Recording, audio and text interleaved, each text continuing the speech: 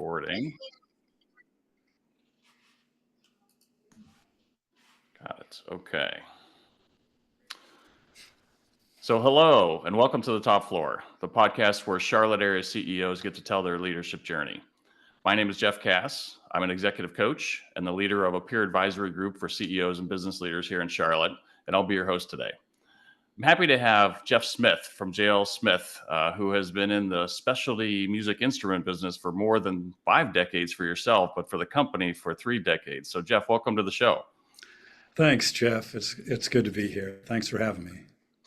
Yeah, I'm interested to talk about your story here because it's a long one, and you and I have got a chance to talk a little bit about it, but very interesting kind of progression throughout your journey. So let's just start with the basic one. Okay, I'm going to ask a very open-ended question, but tell us about your business and tell us about what you do.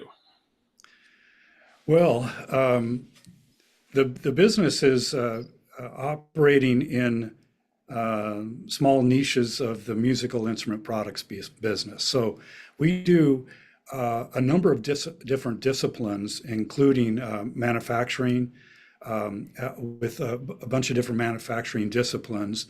We do distribution and we do retail, and we also service the instruments.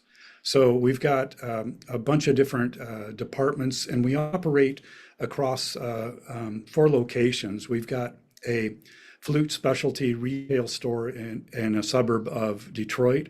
We've got one in San Francisco, and we do flute retail here in Charlotte, as well as a lot of our manufacturing is here in Charlotte.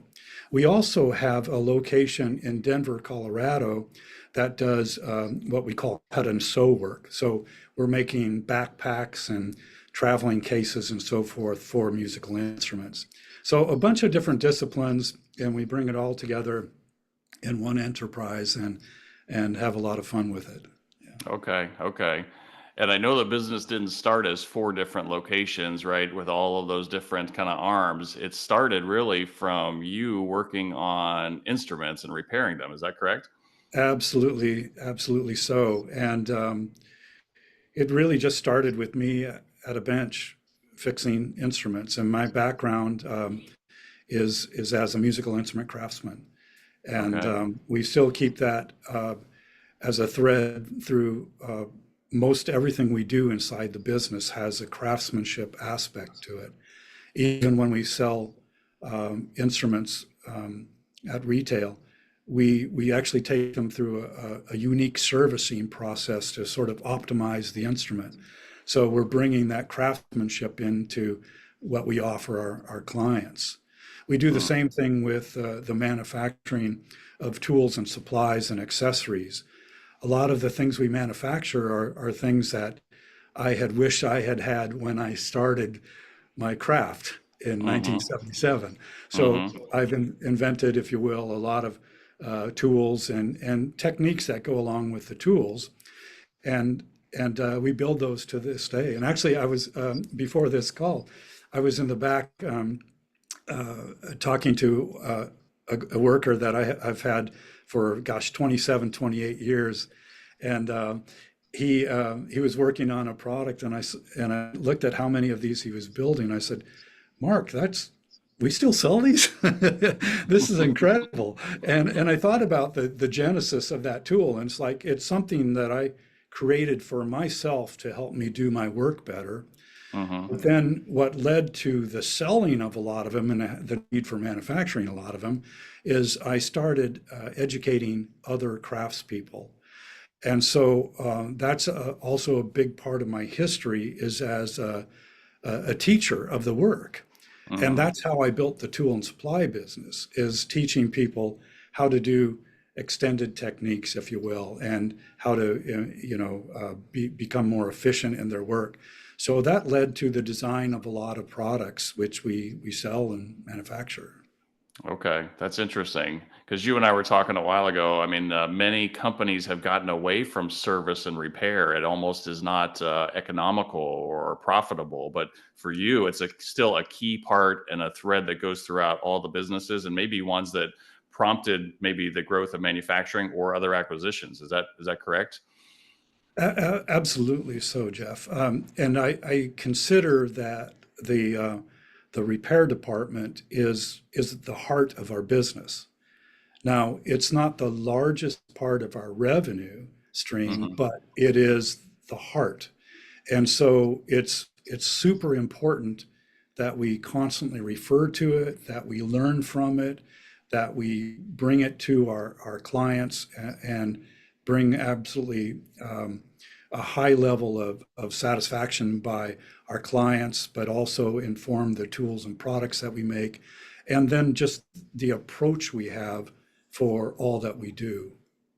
Okay. It's kind of the identity of the company, right? It starts with that and moves on from there. And maybe because it's my identity. For almost 50 years, you've been involved with Right. this. Yeah. Yeah, no, I could have ditched it, right? I could have set Hmm. that aside and said, "Ah, it's only, you know, X% of our revenue. Let's move on. This is a lot of trouble. It's a lot of work and it's a lot of investment." Hmm. And all that is true, by the way, but it's still so important to me Hmm. personally, but also it's important for a business to have a heart, I think, you Yeah, know. I would agree. I would agree. Regardless of how the P&L works on that particular part of the business, for you, it's where the business starts, is what it sounds like, and that's important to Yeah, understand. I think when understanding JL Smith, right? absolutely key. Yes. Okay. Could you talk, Jeff, a little bit more about some of the acquisitions you made and how you got to the 4 locations? Because there's a long history of acquisitions. Long history. I mean, over those 30 some years, right? Yes, yes. Well, um, and actually, some of the acquisition goes back to my beginnings in the Pacific Northwest, in a suburb of Seattle. I actually started acquiring businesses, I think, in 1979 or so. So Okay. it's got I've got a long history of that, and some of that is just based on I'm always looking for opportunities for growth. Hmm. Um, and and some of that is organic. Yes, we want more clients for this division or that division, or we want to broaden our product range here or there, or offer more services, or deeper level of client interaction and so forth. But I look at the the whole ecosystem of our industry and say, gosh, we could bolt things on to our company that sort of look like us, or look like things we could easily absorb and do better, and we could grow our business that way. So I'm I'm constantly looking across the industry and outside of our industry, actually, just for information purposes mostly. Hmm. But I am am keen on growing the business both organically and through acquisition. And acquisition is a way sometimes to either extend our product range. Somewhat we did when we bought that company in Denver that is the cut and sew shop out there. We weren't doing any sewing work before then, but Hmm. we were doing things with accessories, and we were also selling to the same client base that they were. And Hmm. now we could sell to those clients at a broader level. So we could offer the same people more product. So they could order from one source, one invoice, one shipping bill, this sort of thing. Hmm. It's all simpler for them. So there was an advantage to the client base, an advantage to us, and the seller wanted to move on. So it was a great fit, great fit. I see. So yeah, so you're looking for some type of business that will bring new growth for you, but is complementary ideally for the business. So with that cut and sew business, I mean, let me just kind of talk through my interpretation of what you said and tell me if I'm right. So this would be like a pouch that you would put the instruments in. Is that right? Yes. So they were selling that separately. You could package together with the instruments you're selling or you're repairing, and you have different platforms to sell, whether it be through the retail stores or online. So you have a channel, to the multiple channels to the market where you could expand that product line, as you integrate it into your business. Is that how it kind of played out over time? Yes, that's well said. And we were already in advance of even considering acquisition of that company, we were already selling that product at retail. Oh, okay. So we were very familiar with the product line. We loved it, Mm-hmm. and it's like, this Mm-hmm. is good stuff. And we we said, can we bolt this on to our current apparatus? Mm-hmm. If we can't really bolt it on and take advantage of like our leadership team and the fulfillment department and shipping and so forth, if we can't easily incorporate it and get more leverage out of all the infrastructure we have, then it's probably not a good fit. Yeah. But we were already selling to the clients, we were already selling at retail, and so forth and so on. It's like, oh, this was a good fit. Mm-hmm. Yeah. Mm-hmm. Yeah, it's that 1 + 1 = 3, and it sounds like you definitely felt that in that acquisition. Yes, very much so. Yeah. You made another big acquisition, which I think your name is somewhat synonymous with Flute World, I believe, is what it was called. Is that right? Can you talk maybe Yes. about that one? Yeah, the Flute World we purchased, I believe, in 2016, Okay. and that was our actually our biggest acquisition to date in terms of the size of the deal. And once again, we were already doing the same thing. Mm-hmm. We Mm-hmm. were now essentially, by buying them, we bought market share. So Okay. we were already retailing flutes and accessories. Now there's some things they were doing that we weren't doing, such as print music. They had a catalog, and we still do have a catalog of 14,000 titles of print music.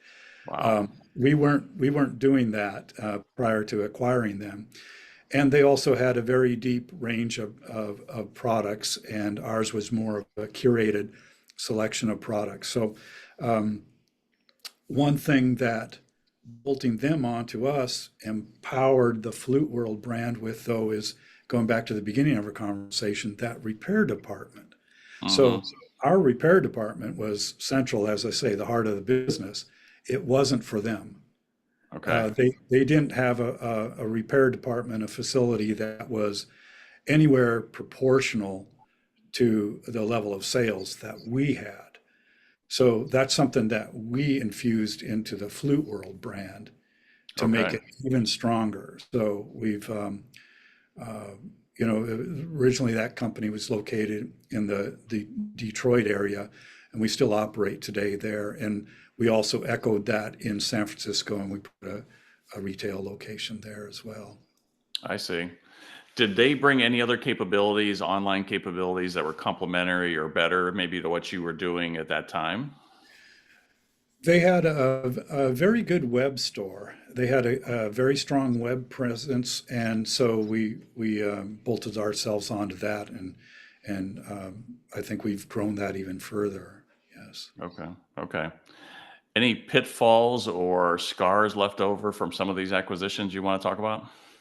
Well, there's always challenges with every opportunity. There's a challenge, I guarantee you, Definitely. and a big part of the challenge in business, certainly in our business, is the people, right?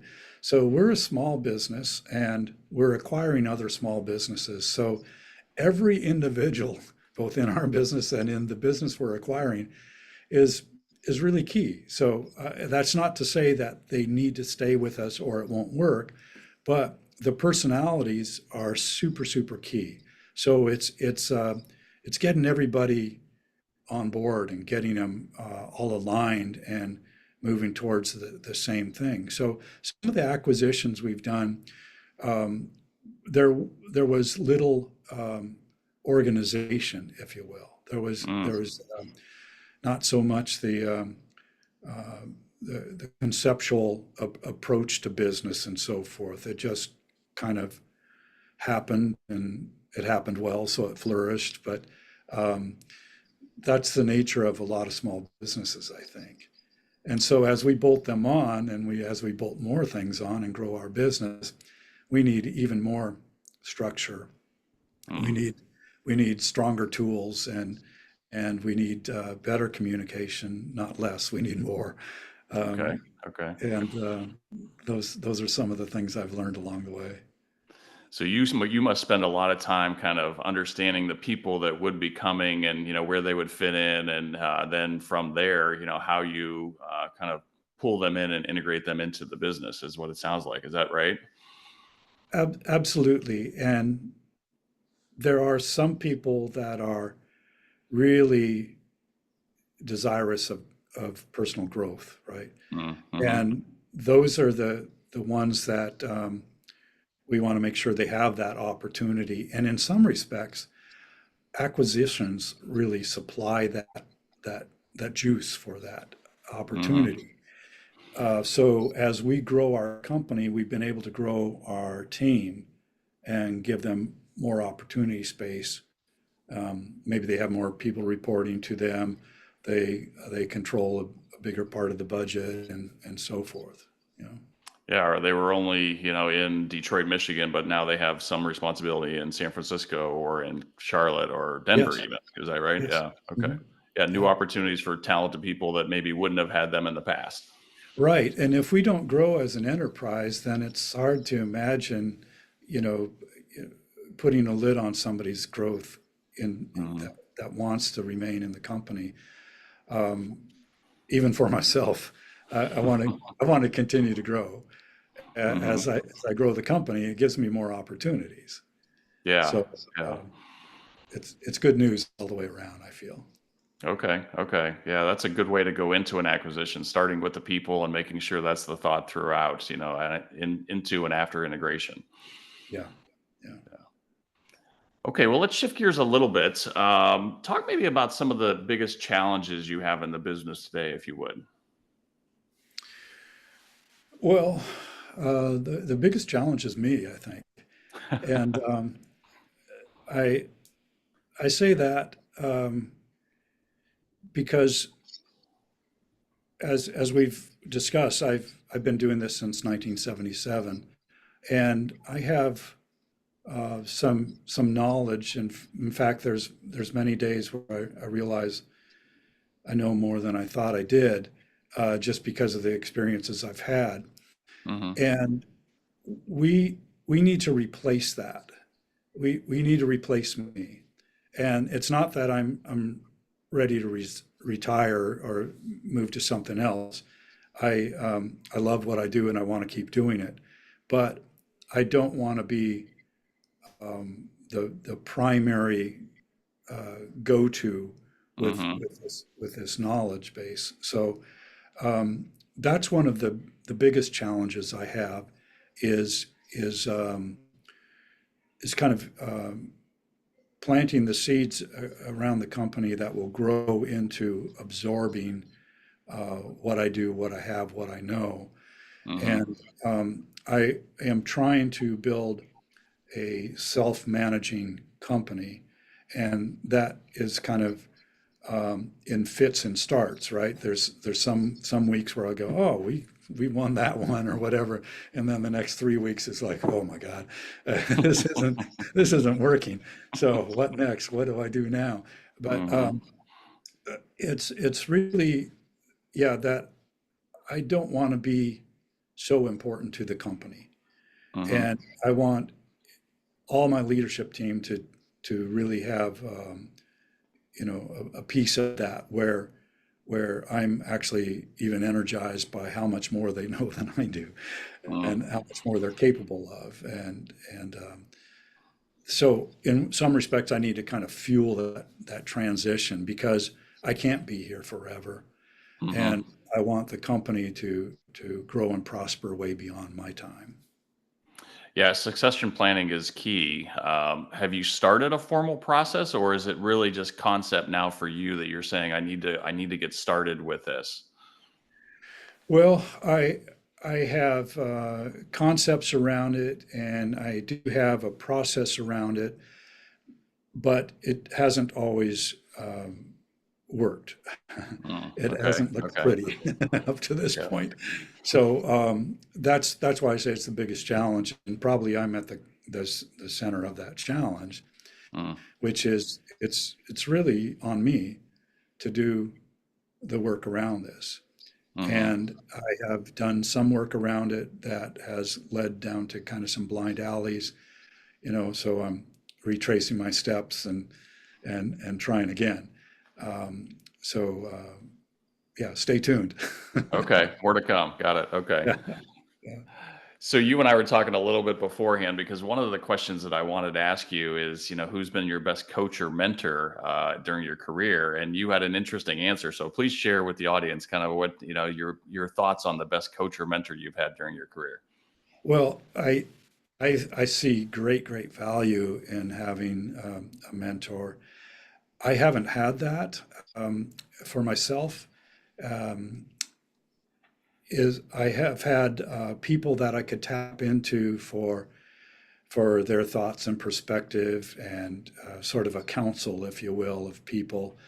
And that changes over time. It morphs as our business does.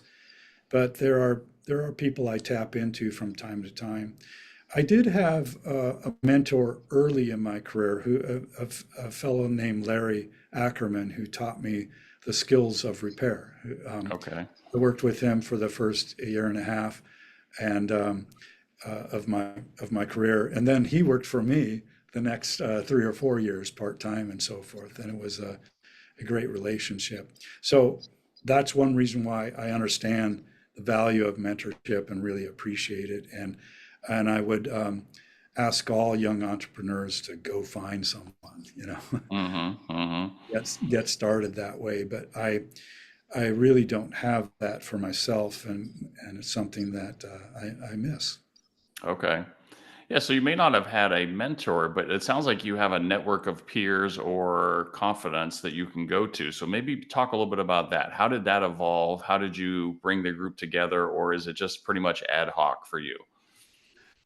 So there's there's several people in the industry that I tap into that are kind of peers in the industry. But there's also one fellow that I met through the industry a number of years ago, and actually I had a nice call with him this morning. And he's somebody that uh, I brought on uh, when I started getting pretty active with some acquisitions. Mm, And he had a deep experience with that in our industry. So he knows the people, he knows the places, he knows the environs, and so I've worked with him quite a bit, and so he's great at giving me feedback in that area, and I'll bounce ideas off of him, and vice versa. You know.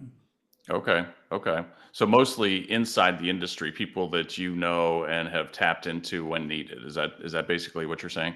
Yes, but beyond that, I've been involved in a couple organizations that have also been peer organizations that have given me some fuel and some ideas here and there, and I use some of those tools that I've learned. For example, I was in strategic coach for a couple years, and I use a lot of the tools from that learning in my business, and they could be very powerful.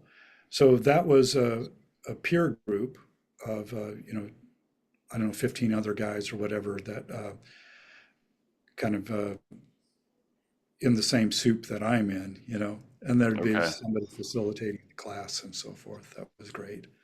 I see. Okay. All right. That's helpful. It's good to have those kind of folks available because Yep. it's hard to have all the answers yourself. There's no doubt. Right. Right.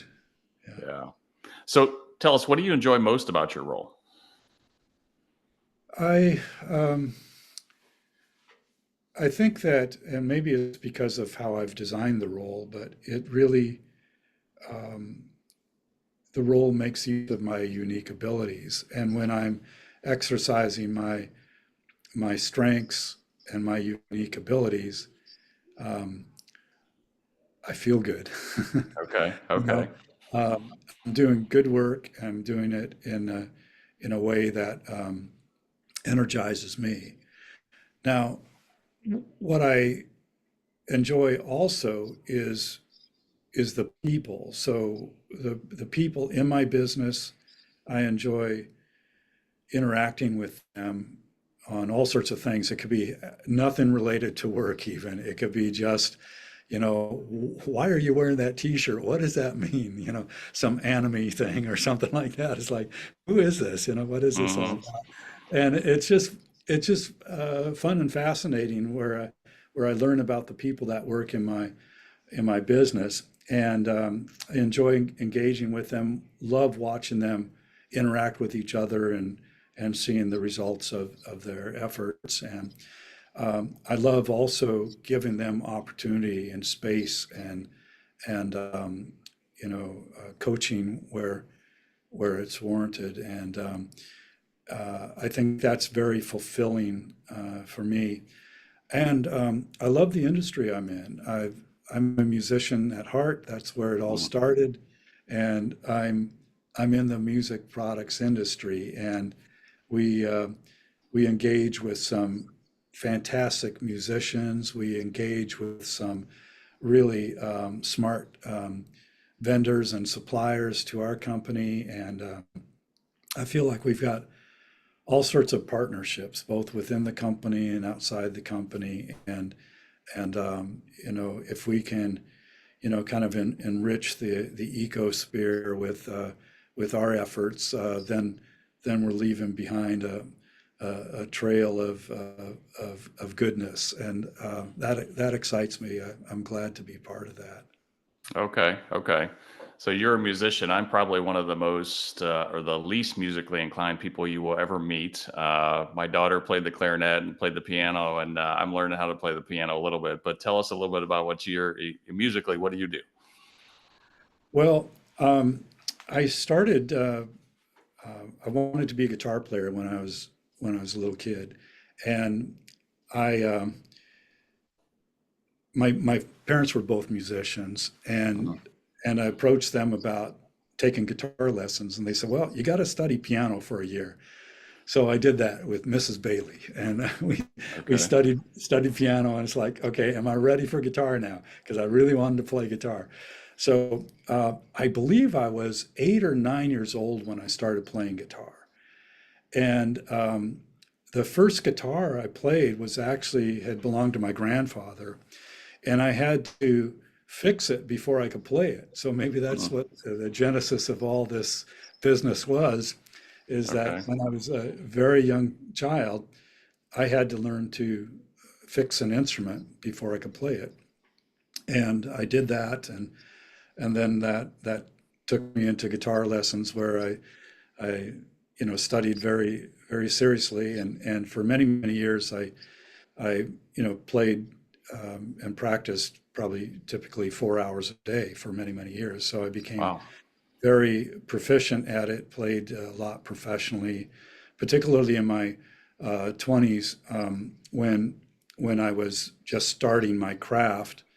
Um, I was I was doing repair work. I was teaching guitar, and I was playing like 4 nights a week, and I was surviving off of coffee, you know. And you could do that in your 20s when you don't have a family and this sort of Right. thing. So, but that was where it all started for me, and still that guitar playing is in my roots. Even though my business today is all about wind instruments. Hmm. So I started in the wind instrument aspect in the 70s, and I really pivoted strongly over into the wind instrument world. And Okay. as a result of that, I learned how to play the wind instruments because I needed to know how to test them, right? Okay. So I, Okay. I studied trumpet a little bit, but I studied clarinet and saxophone and flute and the double reeds somewhat. So I took private lessons and studied and built those skills. Um, the only instrument you'd be happy to hear me performing professionally, though, is guitar. I play all the others at a kind of rudimentary level at this point. Okay. You really learned just because it was important for your business, not Yeah, because you liked it or you were good yeah, at it. right. Yeah. Okay, I see. Okay. Well, that's interesting. So I want to go back to something you said a minute ago. One of the things you said that you enjoy most about the business is the people, and you said in acquisitions, the people were really important. So when you're running a business and you're leading an organization, those people skills are really important. So maybe if you could just talk a little bit about how those people skills for you have evolved over the years. Um, that's a great topic and great question. Thanks for that. The evolution has been um, not pretty. It's been messy, and but there is evolution. That's the good news. And Hmm. maybe this is true with evolution of all things. I don't know. It's probably not always pretty, and sometimes things are very stagnant, and it looks like it's not moving or changing or getting better. And then sometimes there's a big leap in improvement and direction and so forth. Um, so for me, the the evolution has been so much about the questions, and I do a lot of um, introspection, a lot of thinking, Okay. and one of the things I think about quite a bit is, am I asking the right questions? And even, am I asking this question today because I asked it 3 years ago also, and I think it's the right question to ask? Or is this really the right question to ask today? So Okay. that's maybe where my evolution pattern comes from. It's just that constant questioning of the questions. And um, there are questions for the team, there are questions for myself, there are questions for our industry, there are questions um, about what I want uh, for my work, and um, what do I see in the future? Uh, is my vision solid? Have I shared that with all the right people? Am I Mhm. asking the right questions of the right people at the right time? Am I sharing the right information with the right people at the right time? Those are the kind of the pool I'm swimming in constantly, and I try very much to not fill in all the blanks and have all the answers, but rather, do I have the right questions for today? Okay. As you continue to learn, and maybe as you're prompting your people to learn, is what it sounds like the way you describe it, right? I mean, because your situation changes, so that same question you asked 3 years ago is very applicable today, potentially, right? I mean, I'm assuming that's kind of the direction you're going when you say that. Yeah, it can be, or it can be like, am I just asking this because I've been in this place for quite a while, or is there something more important? You know, I think that even I had a conversation with somebody this morning about AI as example, Mm, and this is something that um, business leaders I think need to be talking about both in their businesses, but also peer to peer, and learning about it outside of our industries and so forth. And because it's opportunity space, right? hmm. It's leverage, and so it's exciting when something like that's game changing comes along. And I think we need to, bring those sort of things into conversation. And I wasn't having a conversation about AI 3 years ago. Hmm. I wasn't asking questions about how to incorporate it with my team in our business. But today, I think that's a very smart and reasonable question. What do we do You're with right. this? You know, Yeah, I think the situation changes a lot, when you think about those people skills. I mean, do you have to introduce something that's new and potentially controversial for some people, or maybe just, something they don't want, like AI? Or, do you introduce the integration of another business in another city? And how how do you manage that? Or now you got to communicate and deal with folks that aren't sitting in front of you and you can't go talk to, in person. Right. Because you've had that situation, right? How did you deal with that? Yes. And that's something I still deal with it. And I don't want to use that word deal with so much, but that is my scenario, which is that I have remote locations. So how do I interact with them? And am I doing enough? And am I doing it often enough? And how deep should I go? How often should I visit San Francisco, as example? You Mm-hmm. know, Mm-hmm. what do I say when I'm there? Mm-hmm. Because do I want to, um, uh, you know, build the relationships there, or do I want to rearrange the store, or do I want to talk about the numbers? All these sort of things. Um, Mm-hmm. it's when things are um, in various locations around the map, then the management cycles and the management concepts and tools need to change up a bit. Mm-hmm. Mm-hmm. Absolutely. Yeah, I mean, the tool using what we're using today, which is a Zoom discussion, right, is something that we didn't have even 5 years ago, really. I mean, so, or we had it, but we didn't use it as much as we probably do today just because of the pandemic. So, has that been a tool for you that you've been able to use maybe a lot better in the last 3 or 4 years? Very, very much so. Yeah. I remember many years ago, I think this was, I want to say the mid 90s or so. I remember a client coming into my shop. He brought in a saxophone for me to service for his son. And this gentleman was, I believe, a professor at a university. And he came in and picked up the instrument. He says, "Great, I'm going to send my son an email about this." And I remember asking him what an email was. And so I've been in business before there was email, before there was websites, certainly before there was Zoom, certainly before there was AI.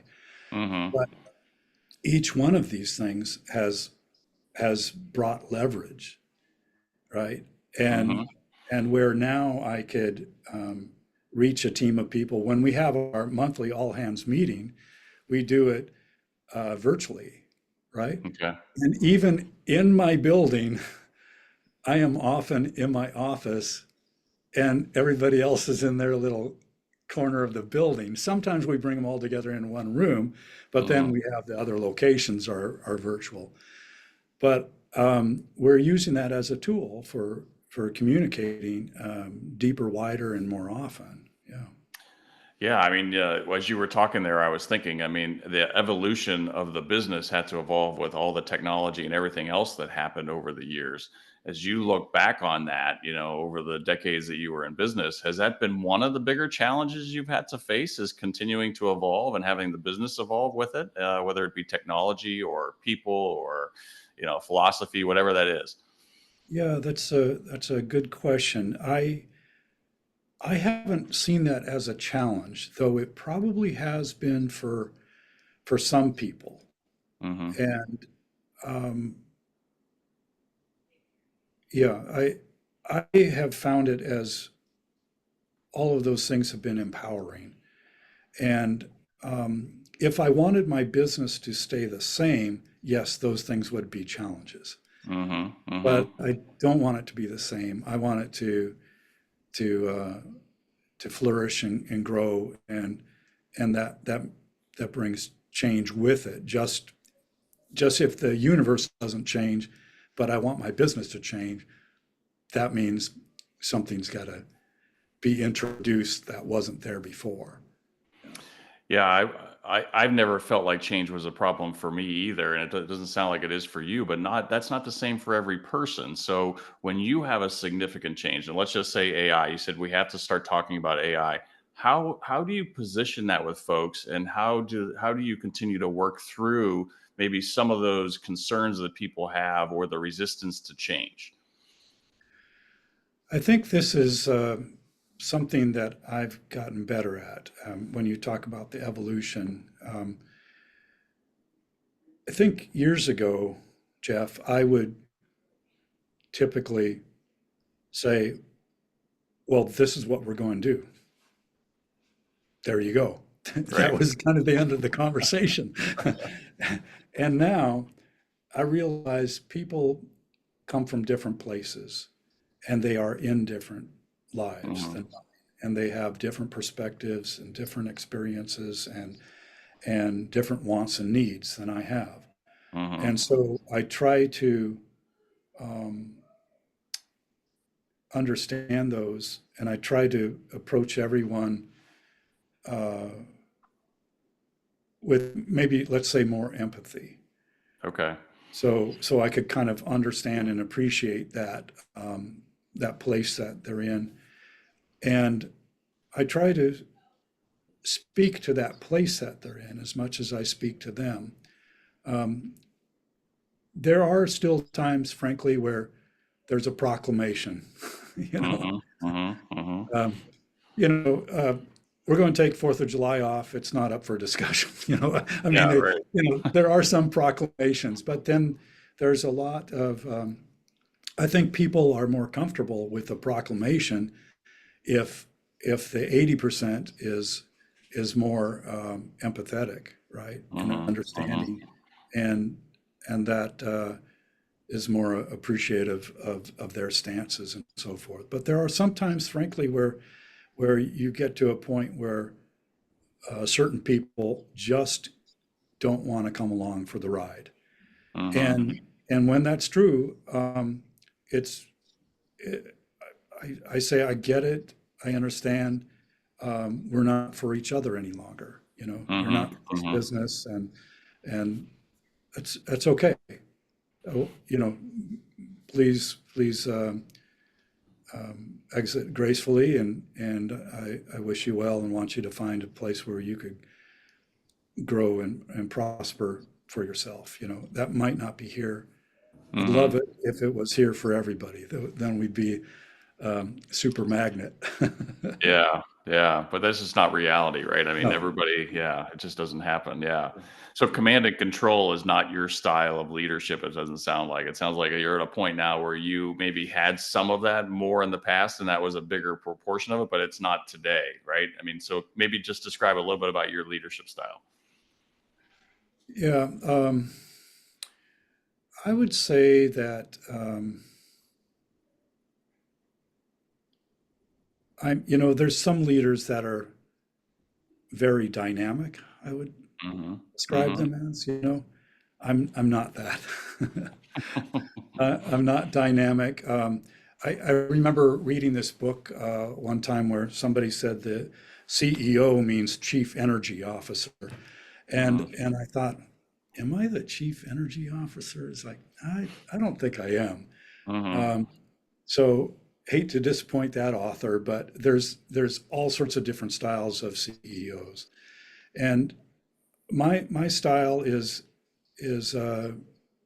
very. I would describe myself as very even. Mhm. I don't have outbursts, and I don't get super excited about this and super depressed about this. It's like you could kind of know what to expect from me, and I think that's that's useful to many people.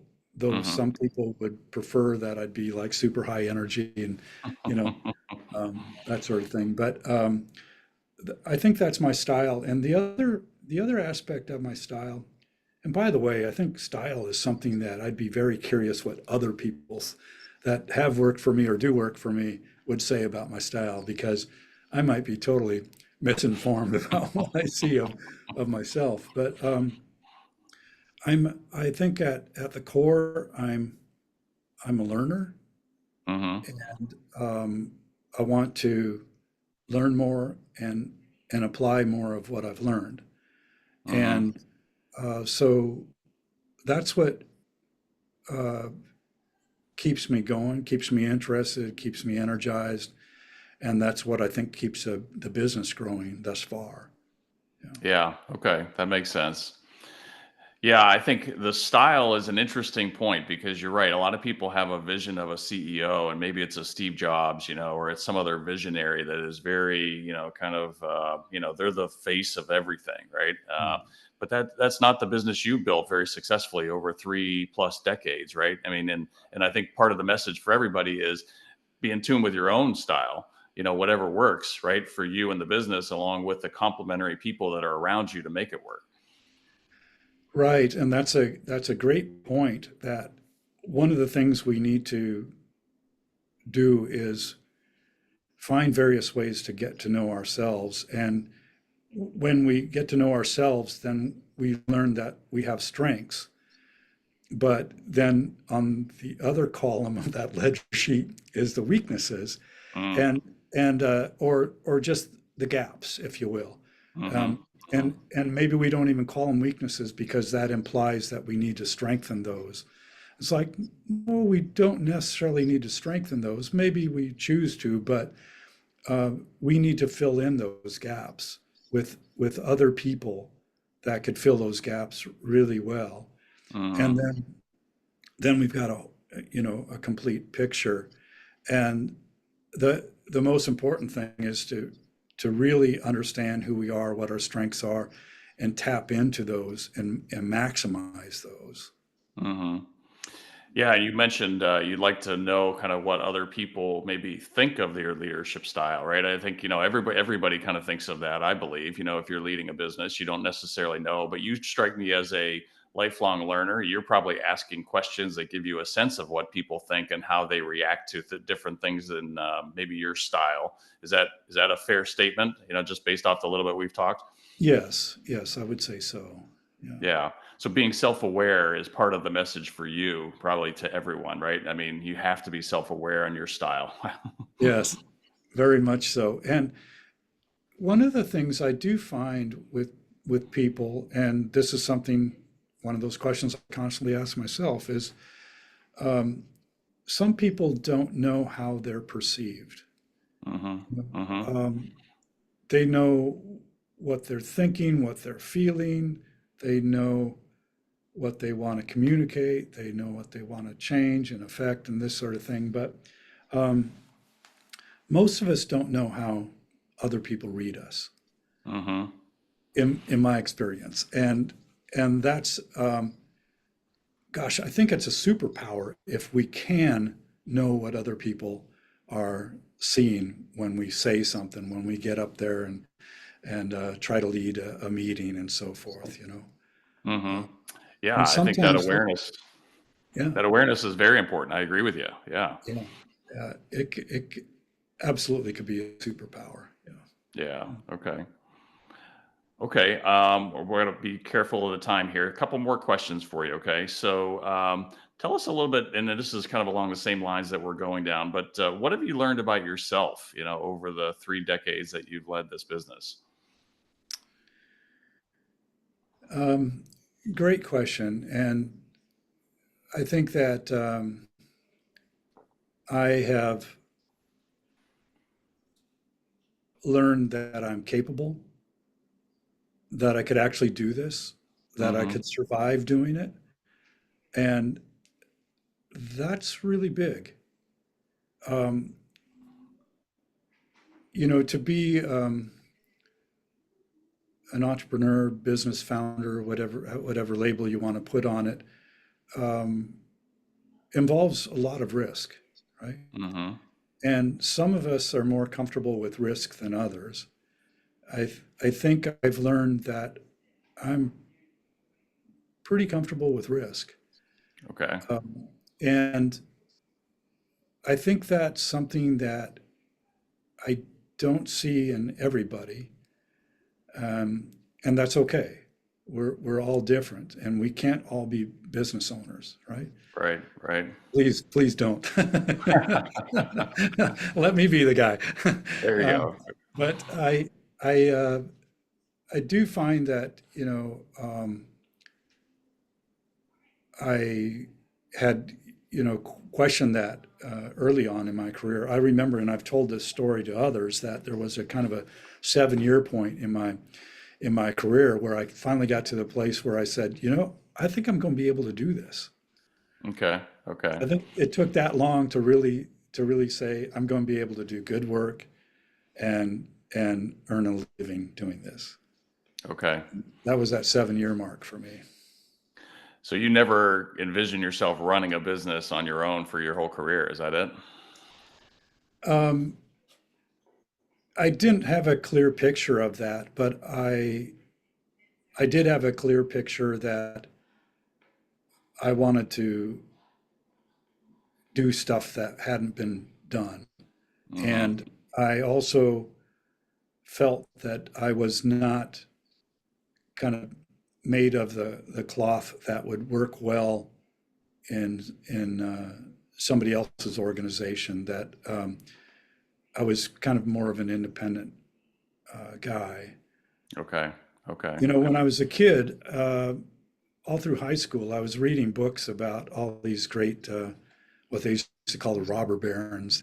You know, the Rockefellers and Carnegies and Morgans and this sort of thing. I always was fascinated by the the stories of people getting rich by building an enterprise. You know, whether it Mm-hmm. was Standard Oil or a railroad or DuPont or whatever it was. I was always enamored with those stories, and I wanted to kind of find my own story that was similar. Now I haven't got Okay. that far, but Well, I mean, you didn't build an oil business or a railroad, but you built a successful business over this right. time, and you've certainly grown it. So I don't know, maybe you've kind of lived out kind of what you were fascinated with as a kid, is what it sounds like to me.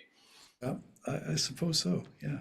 Yeah, yeah. I mean, as you look back on it, that's true. So given that, my final question here. So, what advice would you have for a new executive or a new CEO? Oh,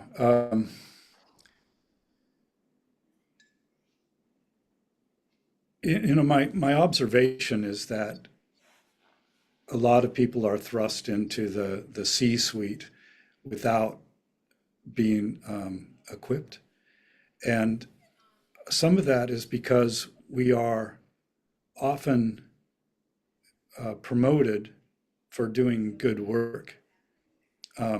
We are, if we excel in the sales department, as example, we might be promoted to the VP of sales. Um, Being a great salesperson doesn't make you a great VP of sales. Mm, And this is something that I think um, at first, when somebody's becoming an executive, um, the first ingredient to success is humility. And and if they don't have that or can't be um, mentored into that state, then I think it's not going to go well. Um, and I think we we have to kind of come to terms with understanding that we aren't fully equipped and we don't even know what we don't know, perhaps. And hmm. the first step is to learn what we don't know before we go about becoming knowing. Okay. So I think it's important for that person who's been promoted into that role to have a sequential stair step approach to becoming that that leader that they would want to follow, right? Mm, okay. And the leadership is not created by a promotion. It's not created by a title. Leadership is created by followers. Without followers, you're not a leader.